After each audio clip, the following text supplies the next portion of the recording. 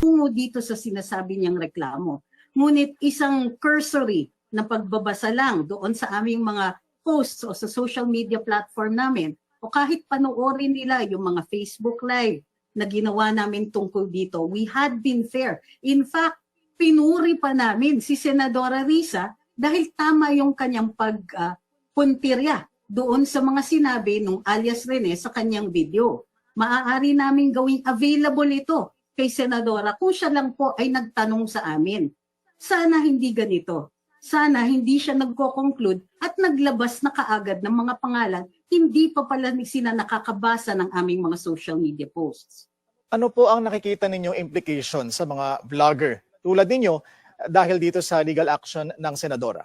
Actually, ang nakikita namin dito ay may ilang mga government officials na nasasanay na gawin kaming whipping boy. Kami na lang parate, kami.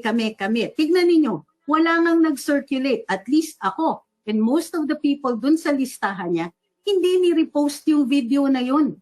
Pero unang-una kaagad kami ang pinupuntirya dito.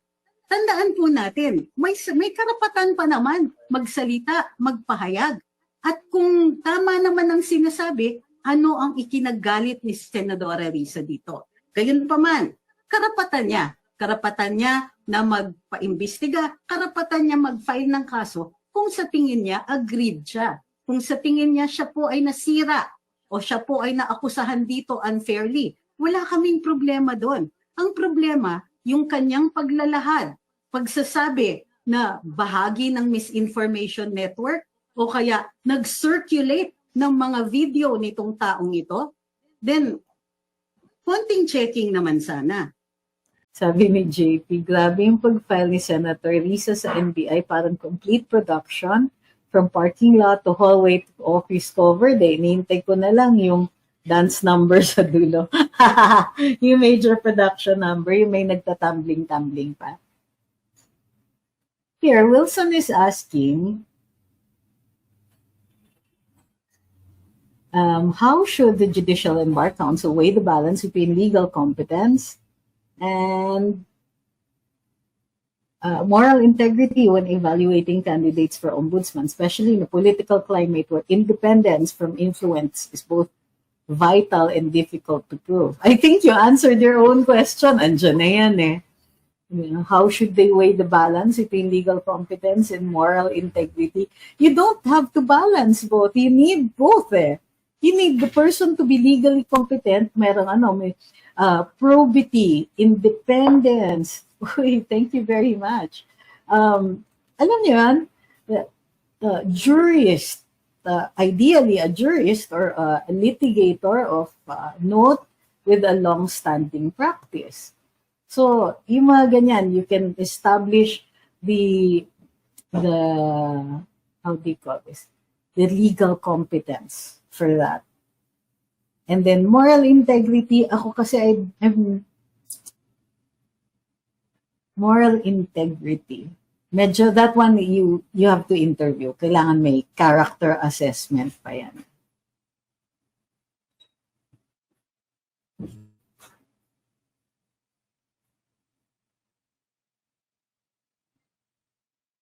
Sabi ni Jean, si Yusek Clear sinasabing fake news peddlers yung involved. Pwede bang kasuhan siya? Actually, yes. Because in the first place, even Senator Risa did not say fake news about us. What she said was that we circulated the video, which also is incorrect. So, ang layo naman dun sinasabi ni Attorney Claire. Now, I have been very circumspect and I have held back pagdating dito kay Yusek Claire. But when she says things like this, wala na tayong choice. Papatol na tayo. Kasi saan naman nanggaling yung fake news peddlers na yan? Ha? So, is she talking about Senator Risa or is she talking about yung sa Congress? And Congress is not a court. And even if it was, there was nothing there to establish anything of the sort. Parang she falls into the trap of thinking that an accusation is proof. Diba? That an accusation, if you're accused of something, automatically criminal ka na. And I think she's too smart to to make that kind of mistake. So, sa madaling sabi, malis ito. A cursory reading of or kung sinundan niya yung congressional inquiry, kung tinignan niya kahit saglit lang yung news coverage ng kay Senadora Risa, walang fake news na pinag-uusapan dyan. So, kumbaga, and because she represents some of the highest leadership in the country, na identifiable na kaming mga vloggers as officially an oppressed class. Tingnan nyo, just because vloggers kami, automatic, misinformation network. Ano bang klaseng reasoning yung mga ganyan? But then, we have to think, did they make a mistake or this is deliberate on their part? So, lumalala ang problema. Now, ang daming nagsasabi, didemanda nyo ba? Ika-counter-demanda nyo ba? Unang-una, ako personally, kung may gagawin ako na action, hindi ko i-broadcast. So kahit tanungin nyo ako ng tanungin, gagawin nyo ba yan? Pwede bang kasuhan yan? Bakit ko sasagutin? It would be against my own interest to discuss that. So that's why I don't really like discussing anything that involves us yung personal na ganon. Except for when we narrate our personal experiences. Pero pag tinanong nyo kami na magka-counter ba kayo, anong sasabihin ninyo? I hope you understand na hindi namin pwede i-broadcast yan.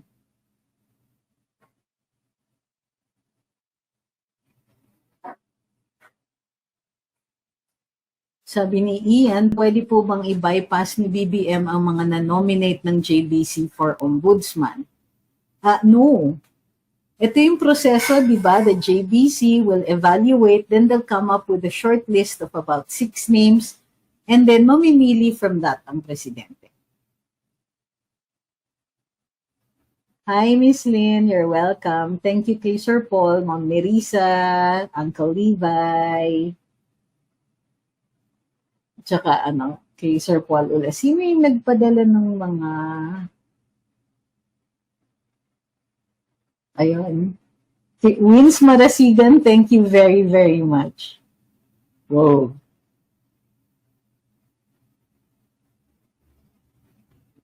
Sabi ni Cesar, mas type daw niya yung hindi virtual yung background. Okay, thank you. Noted. Ma'am Maria is asking kung nag-apply daw si E.S. Bersamin. Sabi niya, I have a feeling he will be applied for OMB.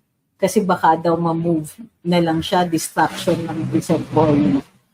Pwede, anything is possible. Pero para sa akin, it would, mas may qualification si E.S. Bersamin. Hindi ko pa rin pagkakatiwalaan kasi very political ang kanilang mga decisions. Unlike noon with PRD, ayan, narinig niyo yung kwento ni Ombudsman Sam. Nung nilagay siya as ombudsman, minsan daw di siya kinausap ni PRD. Ay merong mga nakasuhan ng mga tao niya, hindi niya nilakad. He let the ombudsman decide and be independent.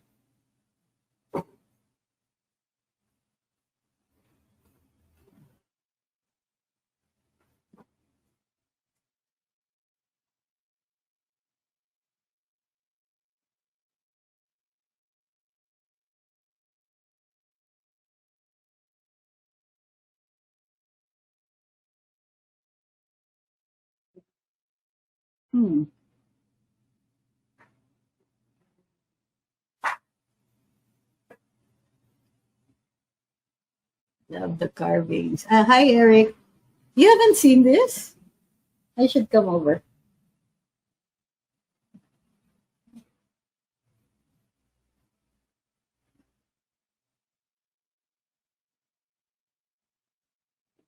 Somebody just sent me the committee report of the TRICOM.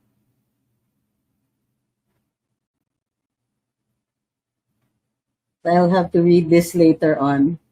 Unless you guys want highlights.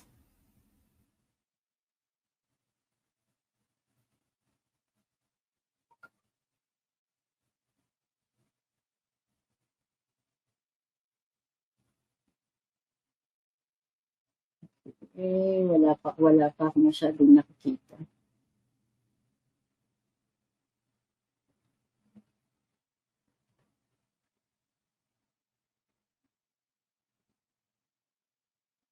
Wow, may mga implied admissions.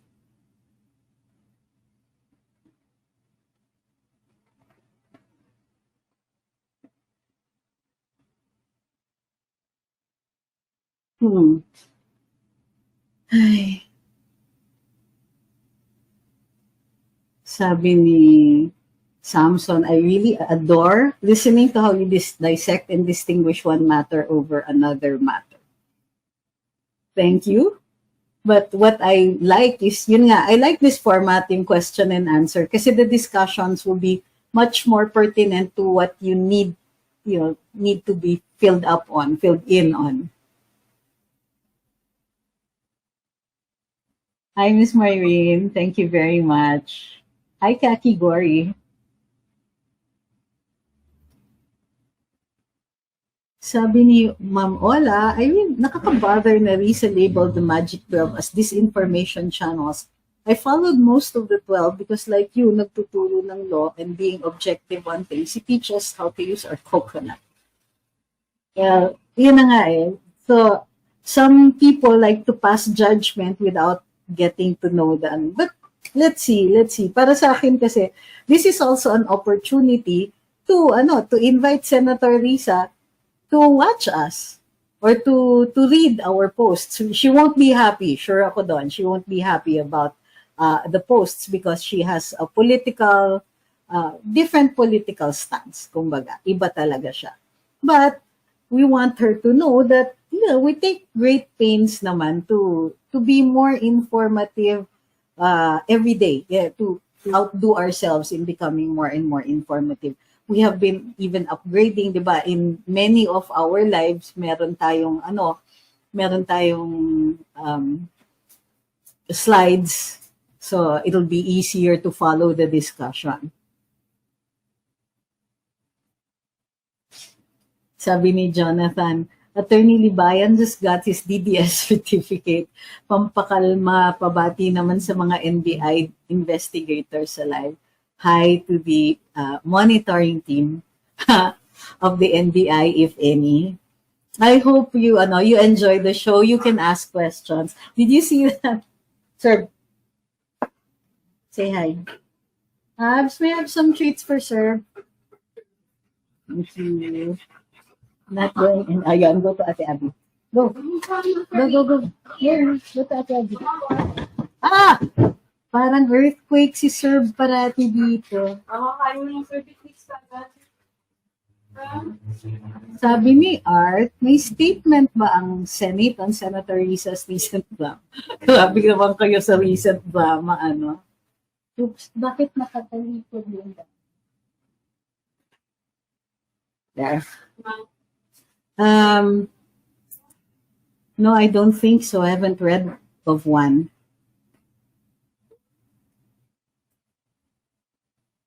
Sabi ni Nuelan, si NBI Director, si Judge Santiago, ang naging judge sa kaso ni Attorney Libayan against Raffy Tulfo. Wow! Talaga? I appeared before Judge Santiago, but I don't remember the case and it's so long ago. When we had that conference, naalala niyo, nung nag-conference kami because there was a subpoena issued by the NBI to several, and then when I was there representing one of my clients, one of the people who were subpoenaed, sinerban din ako. Sabi nga nung agent, Mom, sabi, yung agent, estudyante ko. I think it was my student. So anyway, because I taught one class in the NBI Academy when there was COVID. So estudyante, my students are there, and whenever I'm there, some of them come down to say hi. Sabi, Ma'am, kasi I wanted to see the case file on my client. Sabi, she comes back carrying something else. Mom, hindi ito yung case file ng kliyente nyo. Sabi ko, ano yan akin? So, sinerban ako. So actually, what Judge Santiago just wanted us to do was to show up, and then he would explain kung ano lang ang ano. But the number one, he said na minomonitor namin kayo. Okay? Why? So, but I'm glad he was honest. Number two, sabi niya, wag lang kayo mag-fake news. Wala namang problema. Sabi niya, may karapatan naman talaga magsalita, magpahayag, but wag lang kayo mag-fake news. Sabi ko, oh, okay, sure.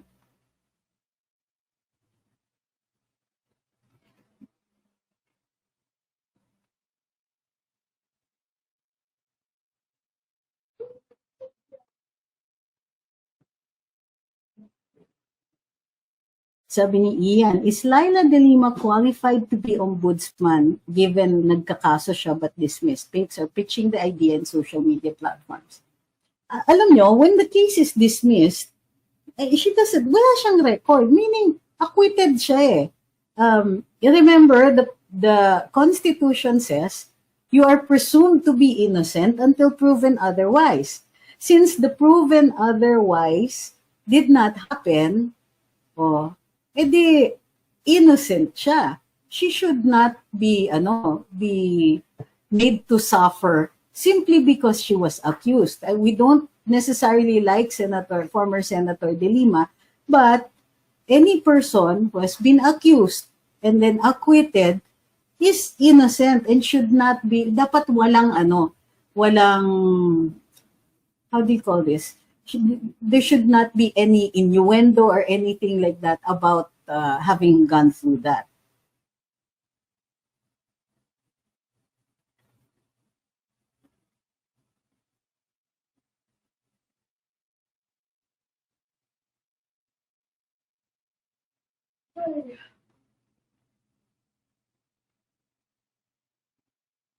Hi, Keishon. Wala bang other nominees other than Remulla? Oh, I'm sure there are others. Kaya lang, si Sec Remulla has been vocal, has been public. He even said something to the effect na he has a lot to bring to the table. I have a lot to offer, sabi niya. I have a lot to offer. So, and then, of course, there are rumors abounding that he's actually the next ombudsman. It doesn't encourage other people to apply. Mekuto ako says, what's the situation with Tatay Diggs? Okay, what I do know is secondhand information, of course, because I haven't talked to any of the kids or any Kongpulong who is there right now. So, it's okay. Kailan ba aalis? Tomorrow. I'm live. Friday. I'm live.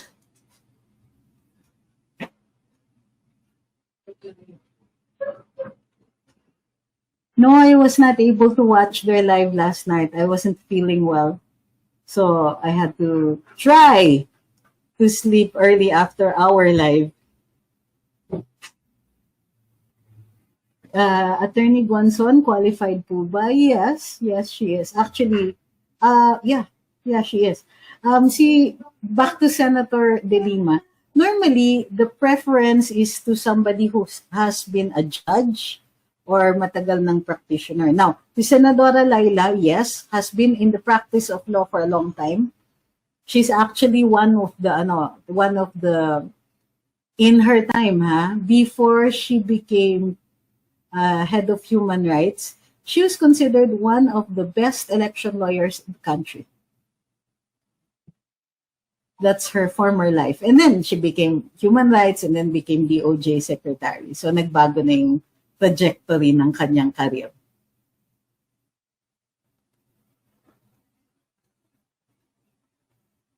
Jonathan says, waiting ako sa litigation skills ng Honorable Berberabe before the Supreme Court. Uy, magaling si Lelen Berberabe, ha? Honors yan sa UP. She is considered quite an outstanding lawyer.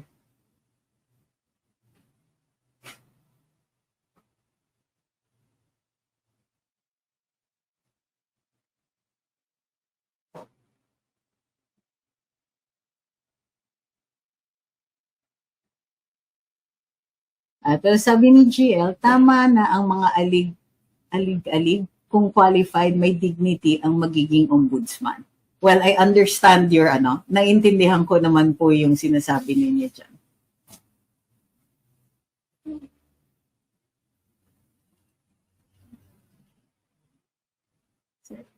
Sabi ni Jonathan, yes, suma-suma siya. Magaling talaga si Lelen. Plus, maganda yun, ha? Ang kabatchmate ko was is her brother. So, pero siya mismo, in fact, naalala ko, sa UP kasi, merong freshman week where the freshman law classes compete with each other in stupid games. I don't know why. But it's a UP tradition, so we had freshman week. During freshman week, merong Miss Malcolm Hall. Okay? So Malcolm Hall is the College of Law. Merong Miss Malcolm na contest. But Miss Malcolm is a guy. So they play dress up. I don't know how this became a tradition, but ayun. So and the escort nung class nung brother ni Lelen, ni Attorney Lelen, was Samboy Lim. So parang it's like a fake beauty contest, but the highlight of the contest really is the question and answer. So pero nung pumasok yung candidate nila, ang escort niya si Samboy Lim. The highlight of the event.